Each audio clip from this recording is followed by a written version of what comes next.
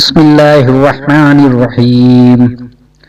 حضرت موسیٰ علیہ السلام کی والدہ کا گھر شہر سے باہر تھا۔ آپ کبھی والدہ کے پاس ہوتے اور کبھی شہر آ جاتے۔ ایک مرتبہ آپ ظہر کے وقت یا مغرب اور عشاء کے درمیان مصر شہر میں داخل ہوئے۔ یہ وقت عموماً کچھ غفلت کا وقت ہوتا ہے۔ لوگ قیلولہ کر رہے ہوتے ہیں یا کھانا کھا رہے ہوتے ہیں۔ آپ نے دیکھا کہ دو آدمی آپس میں لڑ رہے ہیں، جن میں سے ایک قبطی تھا جو فرعون کی قوم سے تھا اور دوسرا اسرائیلی تھا جو حضرت موسیٰ علیہ السلام کی قوم میں سے تھا۔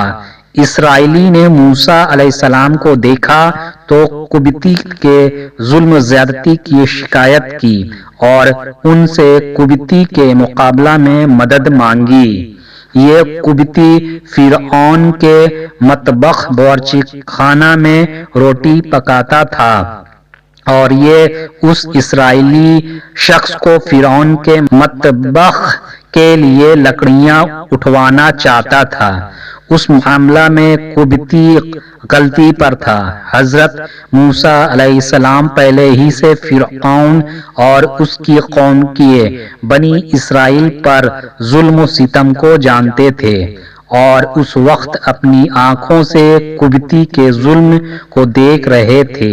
چنانچہ آپ نے پہلے تو اس قبطی کو سمجھایا مگر وہ نہیں مانا، تو حضرت موسیٰ علیہ السلام نے تادیباً اس قبطی کو ایک گھونسا مارا، جس کو وہ قبطی برداشت نہ کر سکا اور وہیں مر گیا۔ حضرت موسیٰ علیہ السلام کو اندازہ نہیں تھا کہ یہ صرف ایک گھونسے سے ہی یہ شخص مر جائے گا۔ آپ کی نیت تو محض اس کو ظلم سے روکنے کی اور تادیبی سزا کی تھی، جان سے مارنے کا ارادہ نہیں تھا، مگر وہ شخص آپ کے گھونسے کی تاب نہ لا سکا اور مر گیا۔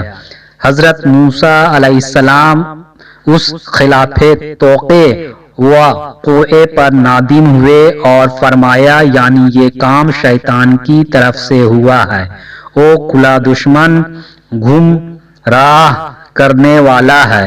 پھر اللہ پاک کی بارگاہ میں عرض کیا، اور اے میرے پروردگار، میں نے اپنے نفس پر ظلم کیا، مجھے معاف فرما دیجئے۔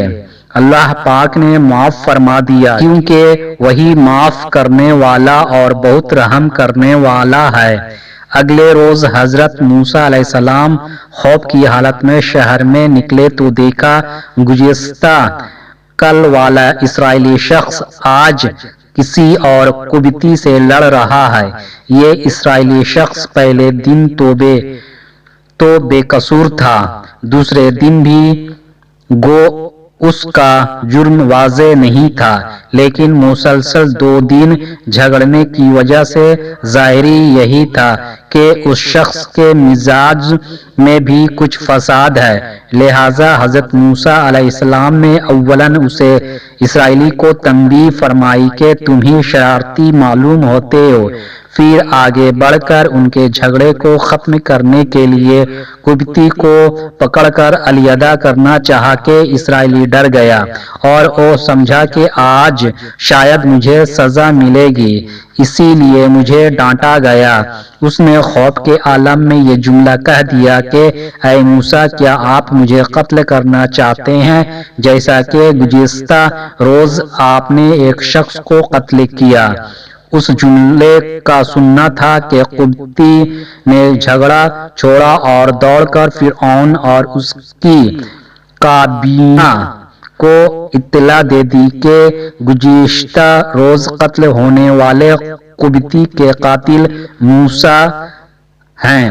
بہرحال حضرت موسیٰ علیہ السلام سے گناہ کا صدر نہیں ہوا تھا بلکہ غیر ارادی طور پر قتل ہو گیا تھا، اور اس پر آپ علیہ السلام نے فوراً ہی استغفار کیا تو اللہ پاک نے بخشش کا پروانہ بھی دے دیا اور آپ کا مواخذہ نہیں ہوا۔